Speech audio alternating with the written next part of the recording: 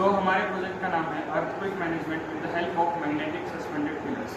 तो बेसिकली इसका मॉडल कुछ इस तरह से है कि यहाँ पे हमने 4 पिलर्स बनाए हुए हैं एक बेस पे, और इसके नीचे मैग्नेट लगाए हुए हैं।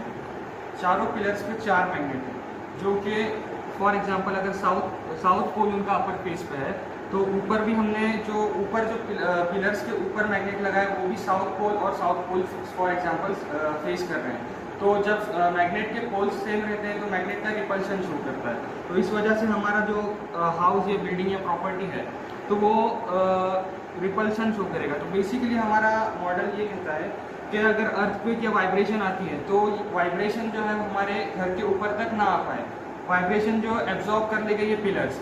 फॉर एग्जांपल अगर हम वाइब्रेट करने की कोशिश करें तो ये जो सेंसर वो सेंसेशन दिखा भी रहा है, और वही जो अगर ऊपर वाला सर्किट जो सेंसेशन नहीं दिखा रहा है, तो फॉर एग्जांपल अगर हम वाइब्रेशन करने की कोशिश करें तो वाइब्रेशन नीचे ही रुक रही है, वाइब्रेशन ऊपर नहीं आ रही है।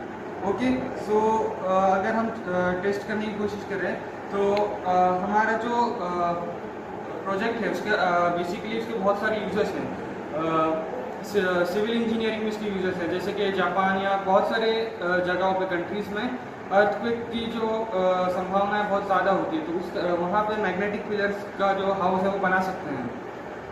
मैग्नेट से जो मैग्नेटिक फील्ड जो क्रिएट होती है वो वाइब्रेशन को एब्जॉर्ब कर लेती है।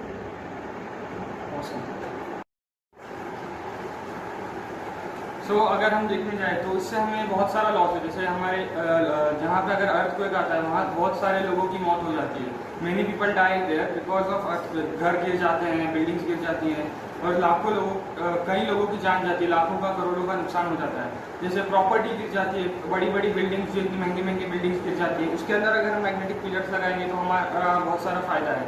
हम अर्थक्वेक जैसे बड़े डिजास्टर से बच सकते हैं। और उसी के साथ ये जो प्रॉब्लम है सिर्फ अकेले ह्यूमन बींग्स फेस नहीं करते, बल्कि वाइल्ड एनिमल्स और उनकी जो वाइब्रेशन है वो सी तक, वाटर तक भी जाती है, और जो मरीन लाइफ है उसका भी उनके ऊपर भी इसका इम्पैक्ट पड़ता है। तो हम अगर इस तरह से बनाएंगे तो बहुत बेनिफिशियल है हमारे सोसाइटी के लिए और इन्वायरमेंट के लिए। हमारे इन्वायरमेंटल बैलेंस के लिए बहुत ज़्यादा ज़रूरी है। अगर कहीं पे किसी कंट्री में अगर अर्थक्वेक या कोई ऐसा डिज़ास्टर आ जाता है तो वहाँ पे जो इकोनॉमिकल डिस्टर्बेंस आ जाता है, बहुत सारा उस कंट्री को लॉस हो जाता है और उनके इंटरनेशनल ट्रेड्स में बहुत ज़्यादा फ़र्क पड़ता है।